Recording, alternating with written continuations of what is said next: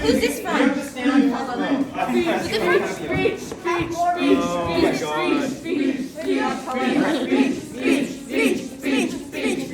I think so. Okay. No, you're not. Go. All right. Well, here we all are.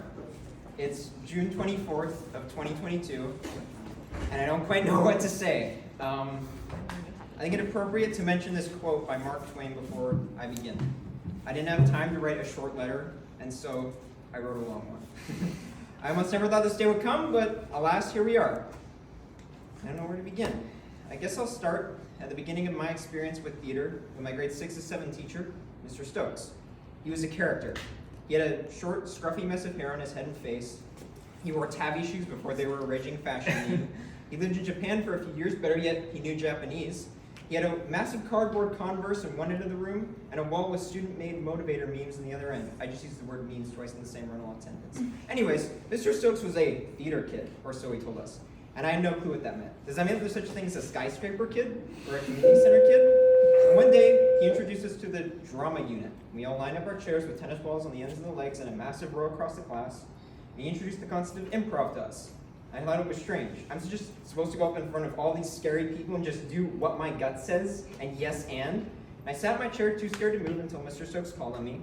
Oh no, I screamed inside of my head, and slowly got up, and I walked in front of the people who looked at me like I was a steak. He called upon another student, Matthew, not related to Matthew, who even though looked like he was 25 to me, was still as scared as I was. Mr. Stokes explained the game freeze to us. It seemed like all of 2 seconds had gone by before he loudly exclaimed, "Action!" And so, I did as instructed. Of course, I didn't know what I was instructed to do, so I just pulled out my hands like I was holding a big box, and I said, "I sure do hope I don't drop my big box of insects." And Matthew, also not knowing what to do, walked forward with me and pretended to slam said imaginary box out of my hands. "Freeze!" another very loud student exclaimed, but Mr. Stokes made sure to compliment me on my setup for that very short and not very funny bit. What that compliment did do was give me confidence. Still not enough to go up and volunteer myself, but enough to not be sweating bullets when Mr. Stokes told me to go up. And after enough voluntelling, I was eventually enjoying myself. I felt smooth, and I was even brave enough to go up without Mr. Stokes telling me to. And the end of my grade 7 year came before I knew it, and all the popular and the sporty kids got awards, and I could never throw the ball straight. I always scored on my own team's goal in hockey, and my closest friend was my sister. I know, sad. So when the time came for awards, I wasn't expecting any. And sure enough, I went to graduation, and my name was not called during the awards distribution. And I walked back to class, but I wasn't upset. I just knew that I wasn't as smart or as popular or as funny as the other kids. When I got back, Mr. Stokes had a pile of papers on his desk, and he instructed everyone to sit down. I was puzzled, but I did as he asked. Good afternoon. Shut up! Let's read the One last time! Come on, man! We are again reminded Fuck you, Mr. Leslie. Marcus, come on. decorations and everything else out in the multi-purpose area. Shut up! It's okay, it's Everyone okay. chill out. It's fine. It'll get there. We'll make it through it. Reminding people that we do have the school carnival You starting. ruined it. No, it's fine. You just reminded us. It was destiny to happen. Make your way up there at 1 o'clock this afternoon. We are now ready for the grade 11 to make their way to the Make their way, yeah, we'll go in 2 minutes. Why is this so Hey, everybody. in the classroom. Thank you very much. And here's how to make your way to those new Okay. When I got back, Mr. Stokes had a pile of papers on his desk, and he instructed everyone to sit down. I was puzzled, but I did as he asked. He said something along the lines of there were still some students who did not get awards, but he felt that there were still many who deserved some. My ears did not pick up. It's just going to be some other smart kids who aren't as popular. And Mr. Stokes called some names until eventually I heard Adam Smith, Drama King. What? Why did that? Who? Surely my mom must have bribed him to say that, but surely enough, he was holding up a big fancy piece of paper with my name on it that said Drama King. My name. My sister was shoving me up to go and grab it, and so I did. When I took it from him, he kneeled down in my ear and he said, "Great job." And I walked out of that class stunned. My parents were waiting for me, they noticed my award, and Mr. Stokes came out a few moments later and said that he really recommended that I take theater in high school. And I cannot put into words how amazing that sounded. My parents were very pleased that I had gotten said fancy piece of paper, but I was just happy enough that Mr. Stokes believed in me. Which takes me to grade 8 and my first memory of the mighty Dale Macdonald. I was standing outside the drawing room with the rest of the quivering grade 8s. The door was shut and death was behind it. No one dared knock, no one dared sneeze, and everyone was simultaneously on their cell phones. The true response to teenage fear. And suddenly the door swung open and standing on the other side was a beanie and glasses wearing bearded man who seemed both soft-spoken and in your face at the same time. And he said something along the lines of, "What are y'all doing standing outside?" and gestured for us to enter the class. And I remember being intimidated by the large size of the room. I guess things are much smaller when you're in grade 8. The bearded beanie man asked us to sit in a circle, and he began to speak. Although the beard, the glasses, and the beanie made up about 90% of the face, I could still tell that behind it lay a youthful zing that would soon entrap me into the cult. Theater company of Key 21, which I didn't know about yet because it was still being conceived. Nothing much happened during that first class except for me being petrified to say my own name. Many classes went by, and I was beginning to get into the swing of things again. We were playing games every day, doing different exercises, and I was having so much fun. Even though my contemporaries seemed to have the opposite feeling, or at the very least they were too scared to show it. So much to the point where you had to reprimand the class by saying the only person who's volunteering for games is Adam. The amount of confidence that gave me was immeasurable. It was like another verbal award. And soon enough, 5 months had gone by and it was time to switch over to art. And even though I enjoyed Miss Fold's class, I couldn't wait to get back to drama again in grade 9. Grade 9, the year of the bitey puppies. As you so eloquently put it, grade 8s are puppies because, oh, they're so cute. Grade 9s are the really bitey stage of puppies, and grade 10s, 11s, and 12s are fully fledged doggos. Anyways, grade 9 was when we actually had to do stuff, which of course I enjoyed, but I could definitely tell that some other students did not. Such as Brandon going up and awkwardly lip-syncing to Old Macdonald. We did this silent film place, and again my self-confidence was boosted when everyone was told to pick their groups, and they all jumped to their feet and shouted my name. That was another verbal award. This class was the best. This was also the year that Jamie forced me to do the semi-professional play for the grade 8s and 9s. I didn't want to do it. Sure, going up in front of the popular kids is scary enough, but like in front of 30 people who I don't know, you can miss me with that. And after Jamie begged and begged, I finally conceded. And I went to the drama room and I asked you what I need to do to be part of the play. Sign this paper, you said. What, really? That's it? Yep. I don't quite know what I was expecting. A blood oath? Selling my soul? But I think my biggest fear was someone telling me that I wasn't good enough. I came to lunch every day and I met Bronwyn, Nolan, Steve, and Judy.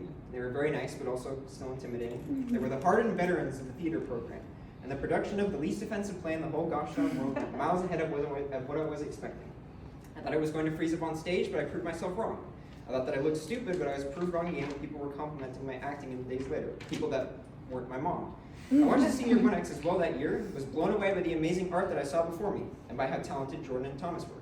Grade 10, E-boy. Grade 10 was my first experience with Key 21, and Jamie still had to beg me to go. Again, I conceded, and I walked into the drum room after school with her to find a circle full of scary older kids. The horror. I sat down in the circle next to Jamie. I remember you asking me, "Are you joining us, Adam?" Yes. Look at my attendance list here, and you're not on it. Okay, then do I have to leave? And the room burst out laughing. Oh no, it's gonna be like one of those old Looney Tunes shows. I'm gonna have to wear a paper bag over my head. Obviously the word has gotten around that this skinny little kid wants to join them, but then I heard Jordan say in a joking tone, "Yeah, get out." "No, it's fine, you just need to go talk to your counselor and they'll add you to the list." And I was at ease. They actually don't mind me being here. Weird. And after a few more Key 21 meetings, I remember you standing on the platforms and dramatically announcing the title of the upcoming play. Macbeth. "Oh no!" I screamed once more in my head. All the people here are older and scary and I can't be as good as them. And I left the meeting that day thinking about how I was going to notify you that I was going to drop out of the production. Shakespeare? How am I going to do that? And the time for auditions came and I still hadn't thought of a good way to back out. I guess I'm stuck in it now. The day of the casting list came and I was surprised that I had way more lines than I felt I was cut out for. You gave me the part of Lennox. And I felt like I wasn't even qualified to open curtains for people, let alone be on stage with those immensely talented 11s and 12s. But as time went on, people didn't treat me like an inferior. I was accepted and I felt like I was part of a giant semi-dysfunctional family. I was like everyone's little brother, and I felt at peace. Macbeth came and went soon enough. We went on to try and make some 1X, and everything was going well. And I was in the swing of things. And then COVID happened. And everyone was trapped in home. And then the year was over. And when we came back to school, it was September of 2020, and I thought we weren't going to do anything in Key 21. And then one day Nolan came up to me and he asked if I wanted to be part of the film that I'm producing, but I turned it down. Because it was too painful going back to see all the people who were there for Macbeth gone without a proper goodbye. And I knew it wasn't going to be the same family experience as half the family was gone. And I knew that if and when I would return to this room, it would be for live theater. My grade 11 year came and went. I started my grade 12 year with some reassurance in the fact that since we have the semester system, then I'll have drama for 5 months. And I arrived at the C block drama class on the first day of school. No one I knew was in it except for Kyle, Becky, and Jamie. It was almost all grade 9s and 10s. Well, I guess this is what I get. Class ended and me and you hashed out our summer experiences and our goals for the year. And both of us were determined on one thing: do a play.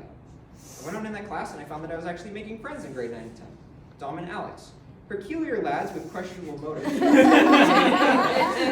And we had similar senses of humor, and most importantly, I felt that same family feeling that I had been missing.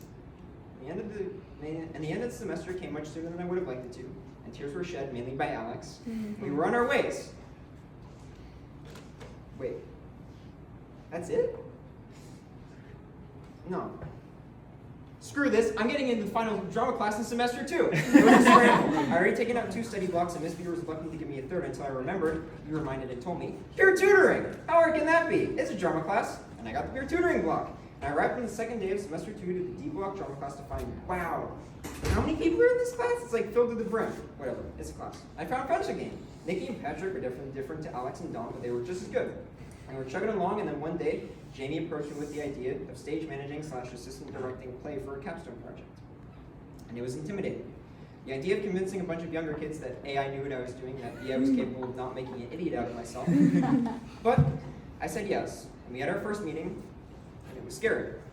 But I was quickly reassured when they treated me like I knew what I was doing, and the more they treated me like I knew what I was doing, the more I started to believe it myself. We were able to get that done in 1 month, a full 1 act that looked pretty professional. And I was proud of myself for the first time in the last year and a half. And then came the play. I remember asking you for a copy and hearing Rowan talking about how much she wanted to be the lady that turns into a rat. Interesting. I took it home and read it through multiple times over the next couple of days, and I didn't know what part you were going to give me. That was until I was discussing that matter with Rowan, and she said very bluntly, "You're getting the prince," which she wasn't supposed to tell me. Again, I didn't feel cut out for it. We had our first Key 21 read-through, and everyone liked my voice, but I still felt like I was biting off more than I could chew. This was a lot. And I was even more discouraged when you said that improv would play a large role in the performance, which freaked me out. I never done improv outside of the standard grade 8 and 9 drama class, and with Jade's Club, which was, again, mostly made out of grade 8s and 9s. And I doubted that I would be able to present a suitable product that you and an audience would be happy with. But the day after the first read-through, I was hanging out with my sister in her room, and she went into her closet, and she said that she had found something that I had gotten in grade 8. And she pulled out the award that Mr. Stokes had given me. And I held it in my hands, and it reminded me of how much he believed in me. And even better yet, it reminded me of how much you believed in me. And I did the play, and even though I still doubted myself every single step of the way, that feeling of the embers of passion lit inside of me. And so, that brings me to the ultimate point of this letter. I'm leaving you with your very own version of the Mr. Stokes Award. A constant reminder that whenever you're feeling down or like you can't do something, that's the wrong page. I'm sorry. That whenever you're feeling down or like you can't do something,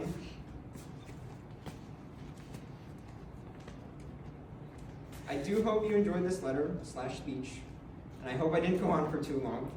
I just thought that it was important to illustrate to you how much you've helped me with my own confidence, and most likely the confidences of everyone else standing around you in this room, as it is a problem that I struggle with constantly. Love you, Dale. I believe in you, and we believe in you.